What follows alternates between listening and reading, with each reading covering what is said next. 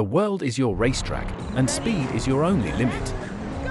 Welcome to the high-octane, globe-trotting chaos of Cruis'n World, Midway's over-the-top arcade racer that took the thrill of Cruis'n USA and cranked it up to 11. Released in 1998 for the Nintendo 64, this game let players defy gravity, pull off insane stunts, and blast through iconic locations from Egypt's pyramids to the neon streets of Japan. But was Cruis'n World just another flashy arcade port, or did it push the limits of the N64 hardware in ways that made it a must-have for racing fans? Buckle up as we take a deep dive into the game's development, technical innovations, and the sheer madness that made this sequel stand out. Was it a worthy successor, or did it crash and burn? Let's find out. At first glance, Cruis'n World may seem like just another flashy arcade racer, but under the hood, there's more going on than meets the eye. Originally developed for Midway Seattle arcade hardware, the game was built on technology that was surprisingly close to the Nintendo 64, at least on paper. The arcade board featured a NEC VR 4300 processor, the same MIPS-based CPU found in the N64, making it a natural candidate for a home console port. However, while the core architecture aligned, the N64's lower clock speeds, reduced RAM, and lack of dedicated arcade hardware acceleration meant sacrifices had to be made. The biggest downgrade came in texture quality and resolution. The arcade version ran at a much sharper resolution with smoother filtering, while the N64 port had to rely on lower quality textures, aggressive compression, and the system's built-in trilinear filtering to smooth out the rough edges. This resulted in the characteristic blurred look common in N64 games. The frame rate was another challenge. The arcade version targeted a steady 30 FPS, but the N64 struggled to maintain this consistently, often dipping into the low 20s during busy scenes. The game also lacked an expansion pack mode, meaning there was no boost in resolution or performance for players with the additional RAM. One of the biggest differences in the port was how the physics and collision detection were handled. The arcade hardware could calculate precise vehicle interactions at high speed, but on the N64, Midway had to simplify how cars reacted to jumps, crashes, and terrain changes. As a result, vehicle handling feels floatier in the home version, with less weight to the physics. However, there were some key improvements in the N64 port. Unlike Cruis'n USA, which suffered from a rushed, low-quality conversion, Cruis'n World received a more polished adaptation. The game featured 4-player multiplayer support, an exclusive championship mode, and a wider selection of cars compared to the arcade original.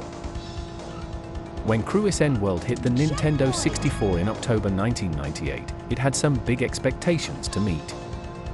Its predecessor, Cruis'n USA, was a commercial hit but received mixed reviews due to its downgraded visuals, technical issues, and lack of polish compared to the arcade original. So, did Cruis'n World manage to change the narrative? Critical reception, mixed, but better than before.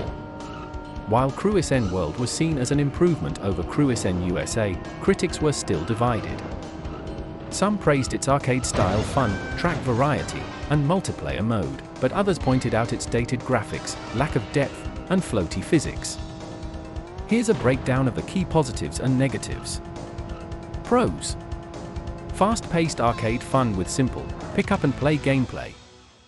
Wide variety of tracks based on real-world locations, adding more visual diversity. 4-player multiplayer was a major selling point, especially for couch gaming. Stunts and jumps added more excitement than Cruis'n USA. Cons: graphics were still underwhelming compared to other races like Wave Race 64 or F-Zero X. Frame rate dips made the game feel sluggish at times. Shallow gameplay: beyond unlocking cars and tracks, there wasn't much long-term progression. AI rubber banding, a common arcade racing trick, frustrated some players. Review scores reflected this love-it-or-hate-it nature. IGN, the 6th of March, 10, fun, but not much depth or technical polish. GameSpot, the 5th of August, 10, decent arcade conversion, but uninspired.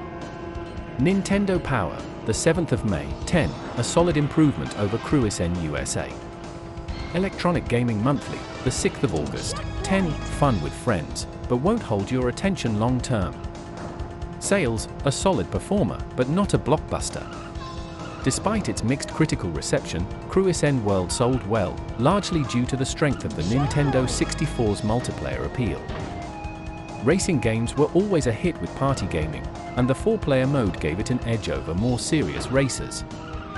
By the end of its lifetime, Cruis'n World sold over 1 million copies worldwide, making it one of the better-selling third-party racing games on the N64. It didn't reach the sales heights of Mario Kart 64 or Diddy Kong Racing, but it outsold games like Top Gear Rally and Beetle Adventure Racing in many regions. Strong brand recognition from arcade fans helped drive initial sales, even if the home experience didn't quite match the arcade thrill. Legacy, a fun but forgettable sequel? Unlike Cruis'n USA, which was a launch window title that benefited from early N64 hype, Cruis'n World had more competition by late 1998.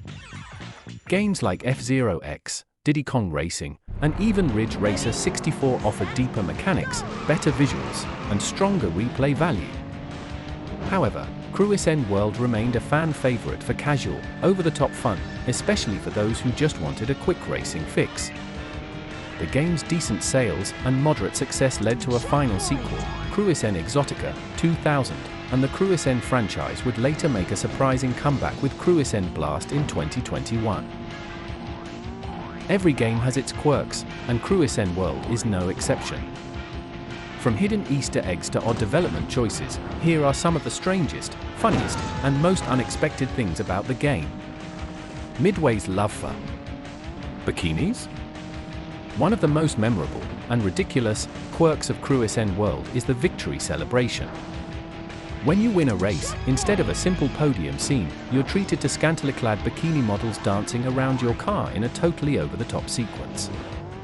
This was a Midway signature move, as they loved to add arcade cheesiness to their games. Cruis'n USA had similar celebrations.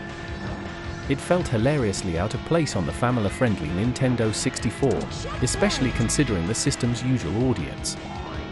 Even funnier, in some regional versions, the animations were slightly toned down to avoid controversy. The moon level, because why not? Most of Cruis'n World takes place in recognizable real-world locations: Egypt, France, Japan, and then suddenly you're racing on the moon.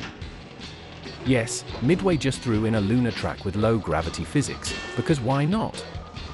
It was the kind of arcade absurdity that made Cruis'n unique, and it's easily one of the most fun and memorable tracks in the game.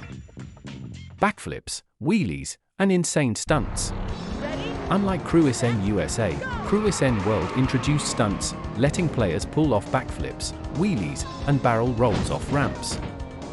But here's the weird part: there's no real penalty for completely defying physics. You can land sideways, upside down, or spinning through the air, and the game barely punishes you. It's pure arcade nonsense, but it adds to the game's chaotic fun factor. The dinosaur car cheat. Cruis'n World has a hidden vehicle roster, and while some are expected, like a school bus or a police car, others are just wild. One of the strangest is a giant triceratops that you can drive like a normal car. Because sure, why not let players race a dinosaur? To unlock it, you had to enter a specific cheat code on the car selection screen. This became a signature of the Cruis'n series. Cruis'n Exotica later let you drive an actual UFO. Cruis'n World may not have been the most technical or polished racer on the N64, but what it lacked in refinement, it made up for in pure, chaotic fun. With its globe-spanning tracks, ridiculous stunts, and over-the-top arcade energy, it delivered exactly what it set out to: fast, flashy, and completely unrealistic racing. Was it the best racer on the system? Probably not. But was it a wild, memorable ride? Absolutely. Let me know your thoughts. Was Cruis'n World a hidden gem, or just another checkpoint in the series? Drop a comment, hit that like button, and I'll see you in the next one. Keep on Cruis'n!